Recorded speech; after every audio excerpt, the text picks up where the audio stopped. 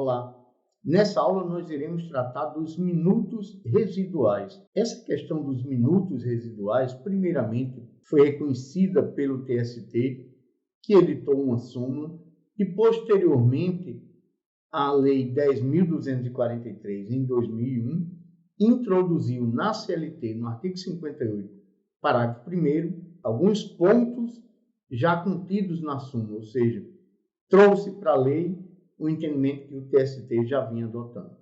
Quando ele trouxe para a lei, ele trouxe da seguinte forma, que não se considera nem como extra, nem como atraso, as variações de até 5 minutos, as variações individuais de até 5 minutos, desde que seja observado o limite máximo de 10 minutos por dia. Então, nós temos dois critérios. O primeiro temos de somar todas as variações e ver se elas ultrapassam 10 minutos. Se ela não ultrapassa 10 minutos, as variações que não forem superiores a 5 minutos serão descartadas e apenas as superiores é que serão consideradas. A súmula 366 diz que não serão descontadas nem computadas como jornada as variações de horário do registro de ponto não excedendo de 5 minutos, observado o limite máximo de 10 minutos. É o que a lei está dizendo hoje. Se ultrapassado esse limite, será considerado como extra a totalidade do tempo que exceder a jornada, pois configurado tempo à disposição. E nós temos também a tese número 14 do julgamento de incidentes de recursos repetitivos. Esse julgamento, essa tese, diz que a redução eventual e ínfima do intervalo entre a jornada totalize 5 minutos no total, somados os do início e do término do intervalo, decorrência de pequenas variações, não atrai a incidência do artigo 71, parágrafo 4º, ou seja, não acarreta a obrigatoriedade do empregador de indenizar o empregado em razão de ele não ter usufruído 1 hora de intervalo. Então, nós temos agora que conjugar o que nós temos na lei com o que nós temos na tese número 14, que é o que nós vamos apresentar com alguns exemplos, pois fica mais fácil de entender. Antes de apresentarmos os exemplos, temos também a OJ 372, que diz que não é possível a norma coletiva flexibilizar essa tolerância de 5 minutos em cada batida e 10 minutos no total. Nós acreditamos que essa OJ terá de ser refeita, terá de ser modificada em razão da reforma trabalhista, quando permite que acordo de convenção coletiva contrarie o disposto na lei, desde que não seja alguma matéria que o artigo 611b considera sendo objeto ilícito, e esse não é um dos assuntos listados lá no artigo 611b. Temos também a súmula 429, que diz que o período de deslocamento entre a portaria e o local onde o empregado trabalha é considerado tempo à disposição, e alguns acreditam também que essa súmula ela foi afetada pela reforma trabalhista, quando diz que não se considera tempo à disposição o período em que o empregado se desloca até o efetivo posto de trabalho. Então, essa é uma súmula que alguns acreditam que tenha de ser alterada pelo TST. Voltando aqui na OJ 372, é claro que a convenção coletiva pode ampliar a tolerância para 15 minutos, para 20 minutos, para não considerar atraso, pois está beneficiando o trabalhador. Mas o entendimento da OJ, acredito que seja só para que haja uma flexibilização superior à legal, para não ser considerado hora extraordinária. Mas para ser considerado atraso, é claro que a convenção coletiva que diga que até 30 minutos não se considera atraso, ela não está afrontando a Lei 10.243. Vamos então para alguns exemplos. Eu tenho horário contratual das 8 às 12 e das 13 às 17.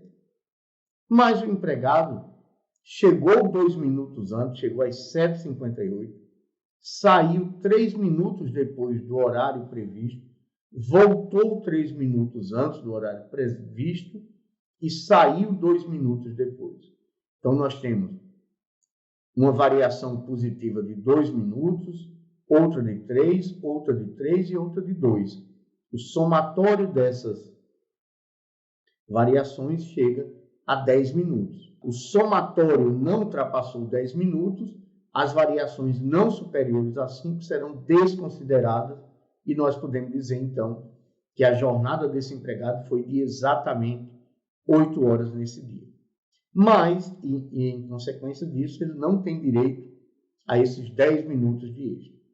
Mas, por conta da tese número 14, nós temos de fazer agora uma outra análise em relação especificamente ao intervalo. No intervalo, nós temos uma variação positiva de 3 minutos no início e uma de 3 minutos no final, totalizando 6 minutos. E a tese número 14 diz que, se ultrapassados 5 minutos, o empregador terá de indenizar o trabalhador em razão de ele não ter usufruído 1 hora de intervalo. O empregador terá, então, que indenizar o empregado com 6 minutos, pois o intervalo dele durou apenas 54 minutos. E eu lembro aqui, a tese não trata disso, mas eu lembro aqui que, nesse caso, na minha interpretação, esse empregador estará sujeito a um auto de infração em razão de não ter concedido ao trabalhador o intervalo de no mínimo 1 hora. Vamos para outro exemplo. O empregado chegou 3 minutos antes, saiu 2 minutos depois, voltou 3 minutos antes, saiu 2 minutos depois.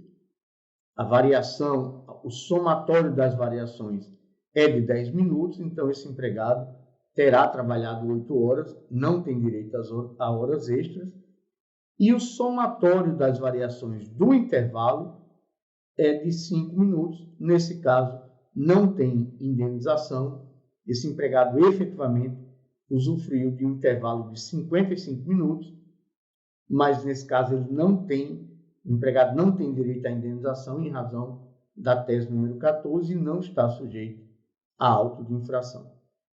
Nesse outro exemplo, o empregado teve 4 variações, uma de 2, outra de 2, uma de 3 e uma de 5. O somatório dessas variações dá 12 minutos. Se deu 12 minutos, esse empregado trabalhou então 8 horas e 12 minutos e terá direito a 12 minutos de extra. Agora, analisando o intervalo, o somatório deu 5 minutos, ele não tem direito à indenização e o empregador não está sujeito à autuação. Vamos agora para 4 variações positivas de 5 minutos. O somatório deu 20, ultrapassou 10.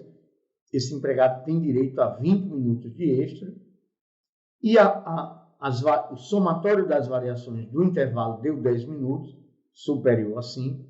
Então, ele terá direito a uma indenização de 10 minutos e esse empregador estará sujeito a um auto de infração em razão de não ter concedido um intervalo de, no mínimo, 1 hora para esse trabalhador. Se fosse o contrário, o empregado chegou 5 minutos atrasado, saiu 5 minutos antes, voltou 5 minutos atrasado e saiu 5 minutos antes. Ele terá, então, o somatório é de 20 minutos, esse empregado está sujeito a um desconto de 20 minutos. O somatório das variações deu menos 10, ou seja, o empregado ele usufruiu um intervalo de 1 hora e 10 minutos. Não tem direito à indenização, ele usufruiu um intervalo maior do que o devia e esse empregador, é claro, não está sujeito à autuação. Vamos aqui para outro exemplo. Eu tenho uma única variação de 7 minutos. As outras marcações do dia foram exatamente no horário previsto. A variação, o somatório das variações é de 7, não sendo maior que 10, eu vou desconsiderar as não superiores a 5, mas essa de 7 minutos será considerado como 7 minutos de hora extraordinária.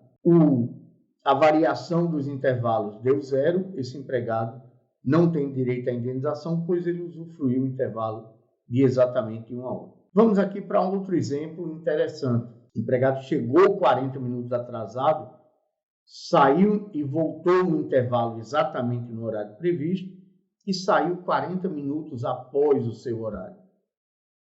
O somatório dessas variações dá 0. Então, nós podemos dizer que esse empregado trabalhou 8 horas, ele não tem direito à hora extra, nem pode sofrer o desconto. Algumas pessoas dizem que não. Nesse caso, o empregado teria de receber esses 40 minutos como extra e ele estaria sujeito a um desconto de 40 minutos. E alguns dizem que é mais benéfico para o trabalhador que seja dessa outra forma, com pagamento de extra e com desconto, pois a extra é paga com adicional de 50%. Eu discordo desse entendimento, pois se o empregado sofre um desconto de 40 minutos, em tese ele está sujeito a um desconto de 1 dia do descanso semanal remunerado. Nós tratamos uma aula aqui específica sobre isso. Além disso, depois da reforma trabalhista, ela autoriza que haja uma compensação mediante acordo tácito dentro de 1 mês, desde que dentro do mês o empregado trabalhe a quantidade de horas que deveria trabalhar. Ora, se essa compensação pode ocorrer ao longo de 1 mês, ela não pode ocorrer dentro do próprio dia, me parece que o mais adequado é se interpretar que essa situação pode sim acontecer, lembrando que o intervalo dele é de 1 hora. Um detalhe que nós temos de observar aqui é que não é porque o empregado chegou 40 minutos atrasado que ele é obrigado a trabalhar esses 40 minutos além do seu horário. Isso, claro, é mediante um acordo aí entre empregado e empregador. Se o empregado disser, não, eu cheguei 40 minutos atrasado, mas eu tenho de sair no meu horário às 17 horas, ele vai sair às 17 horas e aí sim o empregador poderá fazer o desconto de 40 minutos. Mas eu considero muito razoável que o empregado que chegou atrasado, o empregador aceitou que ele começasse a trabalhar já atrasado e que haja um acerto para que naquele mesmo dia ele trabalhe esses 40 minutos. Já que isso poderia ocorrer dentro de 1 mês, com muito mais razão, pode ocorrer dentro do mesmo dia. Vamos aqui para outro exemplo. O empregado chegou 15 minutos antes. Chegou às 7h45. Saiu 5 minutos antes do que deveria sair. Chegou 5 minutos atrasado e saiu 5 minutos antes. Qual é o somatório dessas variações? 0.